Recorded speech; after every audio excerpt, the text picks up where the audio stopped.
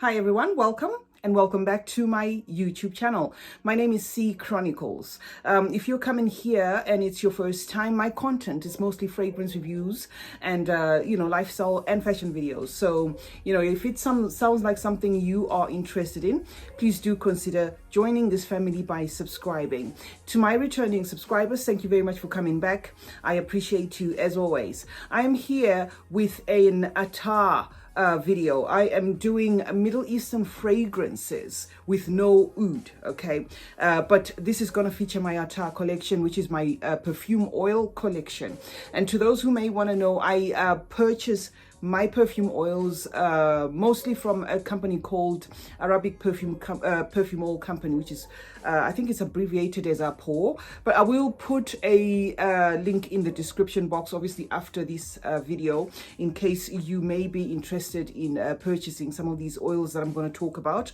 Okay, these oils are obviously available in fragrance form as well, if you prefer them as fragrances. However, what I normally do is I normally purchase fragrance oils, especially for Middle Eastern fragrances that are a bit on the pricey side. Now, to make sure that this video doesn't go on and on, let me go straight onto the first one. The first Middle Eastern fragrance that does not contain oud, which is within my collection, is this one. It's called Kaffir, and this is by Ajmal. Okay, this range is about 60-70 pounds. It's a saffron, orange blossom, rose fragrances. It's got some amber, some musk, some patchouli, and some woods. Okay, so yeah, this is definitely a soft floral. It's got that, like I said, that woodsiness to it, and then it's got some amber as well. And I think it's one of the best Ajmals out there. So I would definitely recommend this for someone who wants to get into the Middle Eastern fragrances, to get the Middle Eastern vibe, but doesn't want the oud or the mostly herbal part of it. So this is the first one, Kaffir by Ajmal. The next one is going to be Musk Tahara. Musk Tahara is by Swiss Arabian. Okay, I just normally put these stickers on my own because the perfume oils come with stickers, but the stickers sometimes fall off. So what I do is I put stickers. I put like a label and then I tape it on, with some sellotape, because I find that the traditional stickers don't seem to last when it comes to, fragrance oils. Okay, so Musk Tahara is a Swiss Arabian fragrance. Okay. It is also the best introduction to white musk, if you were wondering what white musk smells like. Okay, this is a soft, powdery, soapy kind of scent. Really realistic talc feel you get from Musk Tahara by Swiss Arabian. And again, like I said, these you can find in perfume form. So if you want the full bottle, it's entirely up to you. You can actually find them in full perfume bottle size. Okay, the next one is going to be Opulent Shaik 33. Okay, this is a gorgeous one, and it's one of those really pricey ones. For the oil alone, I think I paid something like I may have paid something like 28 or 30 pounds just for the 6 ml bottle of the oil, because the actual Shaik Opulent Shaik 33 by designer Shaik Arabia perfume cost about 250 pounds plus, yeah, about 200, upwards of 250 pounds. Okay, so this is one of Arabia's finest fragrances out there. If you want to smell like money, I always really recommend this one. I just dab this one on myself if I really want to smell exotic and really expensive. And this is one definite compliment getter for an attar or for an oil. It goes a long way. Okay, this has got like it's got angelica, it's got coriander, some bergamot, heliotrope, some tonka in there. It's got some peony as well. So it's a sweet, spicy scent, but really sophisticated. Okay, the next one is, and to those who are wondering how many I'm showing you, I've got 12 oils. I've got 12 perfume oils in front of me here. So the next one is Dar al Banat Anika. Okay, this is by Rasasi. Okay, this is like a super girly fragrance. One of those fragrances that if you are used mostly to the Western fragrances, you might find this one easy to use or easy to get used to, because it really leans more Western than anything else. This is by Rasasi, like I said. It's got some pomegranate in there. It's got the orchid. It's got rose and some lotus. It's a sweet kind of musky floral with some amber, some violet, some mahogany, and it's really girly. It's really like super girly and sweet and kind of bubblegummy. So yeah, this is one that I'll also recommend. Da'ala Al Banat Anaka, okay, by Rasasi. This in perfume form will cost you about £45-50, okay. The next one I'm going to talk about is Hayati, and this is by Al Haramain, okay. And this is upwards of 120 pounds, and that is for about 12 ml of the oil, okay. Now this one has got velvet, it's got some cashmere in here, some musk, really sophisticated. It's got some amber, rose, and some sugar. It's got woodsy notes in there. It's definitely luxury in a bottle. So I would definitely recommend this for somebody who wanted to add Middle Eastern fragrances in their collection to get that exotic feel within your to just put a touch of Middle Eastern fragrances that are really exotic, really expensive smelling, really unique, really different, but at the same time with no oud. So do take note. I will do a perfume oil collection for you guys, and I'll show you my entire perfume oil. But these ones that I've taken out of my perfume oil collection do not have oud, and they're all Middle Eastern. So this was Al Haramain's Hayati, okay. The next one is from Sorati, okay. Sorati is also a Middle Eastern fragrance company. This one is called Musk Tahara, and this one's called Pears, okay. So Sorati Royal Musk is the Sorati is the company, okay, and this range is called Royal Musk. I will be putting the actual bottles of the fragrances for easy reference, okay. So Musk Tahara Pears, I think this company is they have this range where they play around with musks together with like fruity notes. They've got the pears, they've got I think they've got the raspberry, they've got lychee, apple, lemon, every fruit you can think of. They've played around with it and they've put it, or they've mixed it together with a musk. So this Musk Tahara Pears is like a fun musk, okay, and it's mixed with a playful pear. So if you can just imagine how musk smells like, and then you throw in the pear there, and the pear here is really realistic, people will know that you're smelling really fruity. So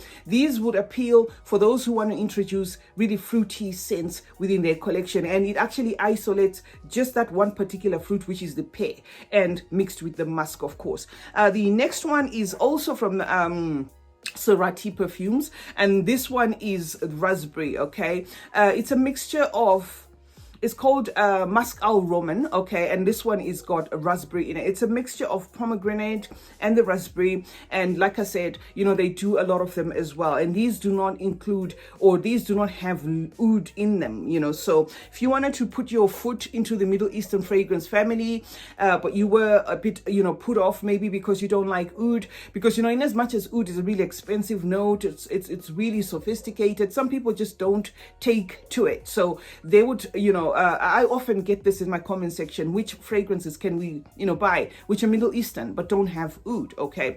So the next one I'm going to talk about is Musk Al Shaik, and this is by Al Rehab, okay. Musk Al Shaik, this is by Al Rehab. This I know is a powdery floral musk. It's got like it's got soft florals in here mixed with a really thick composition of musk. So this is really, it kind of feels yummy. It feels like something you would eat, okay. So yeah, it's edgy, it's thick, it's like really like gomoni, almost like ice cream, but really beautiful in like a perfume form, okay. The next one is not new, I guess, in the fragrance community. This is Choco Musk. Choco Musk is by Al Rehab as well, okay. Choco Musk, I'm sure you've seen around. There's been actual full reviews of the fragrance. So this is one that is going to give you that powdery, floral, musky feel. It is the florals here are really soft. What you'll get the most is this like a chocolate, chocolate feel to it. It's really creamy, a really realistic, thick, kind of creamy, spicy. There's some cinnamon in here. Really smells sweet, like cookies, like, someone was baking. If someone was baking and they added that vanilla and the chocolate and everything in the cookies, and then there's the aroma coming up, this is definitely a realistic interpretation of it in a perfume form. I normally use this to layer. If I've got a really maybe really dry kind of fragrance, I can just put this on this side so that they play along, layer side by side instead of on top of each other, because this one I guess would definitely take over. So this was Choco Musk, okay, by Rehab. Number 10 is gonna be Dear Musk. Dear Musk by Abdul Samad Al Qurashi. Okay, if I am butchering some of these names, I always say, my apologies. This is the same this is the same fragrance company, I think, that made this one called Safari. I have that one. I love Safari, but that one has got some oud. So this one is Dear Musk. This is really a sophisticated one. This one is not going to be one that a lot of people might like. Okay, it's got that really dark animalic black musk, okay, mixed with some moss, and it's really pungent. But I just felt I should introduce it. I should put it here as well in case some people might be interested. Okay, so this is by Abdul Samad Al Qurashi, okay, and I will insert a bottle of it. It's Dear Musk, deer as in the deer, the actual animal, not deer as in my dear. So yeah, this is one that I thought to include on 12 Middle Eastern fragrances that contain no oud, but I am showing you the attar versions, okay, which is the perfume oil versions. Okay, this video wouldn't be complete if I don't include these ones. I've done 2 of them, Swiss Arabian, Amali and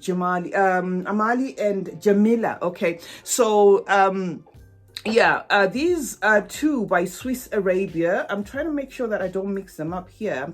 This is the Jamila. Okay, this does not contain or it does not have oud listed as a note in here, so this is definitely one recommendation.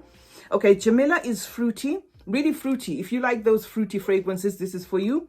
Musky, there's some citrus in here, and a touch of florals, but really sweet and really girly and pretty and fruity. So this is one that I thought I should include as well on my 12 Middle Eastern fragrances that do not contain oud, but I have them in perfume oil versions within my collection. Now the last one is going to be Amali. Okay, Amali is spicy. Okay, that's what you get off the cuff just by smelling it. It's really spicy, also fruity as well, and it's got some florals in there, and there is caramel in here as well. These you can also get as perfume versions, but I prefer fragrance oils, because what I do to put just to amp up some of the fragrances that I wear, or to just have like a unique scent surrounding me, is I will wear my traditional fragrance, whatever fragrance I pick, whether it's a designer, celebrity, luxury or niche, and then I just touch up with some perfume oils on my body, and it just gives this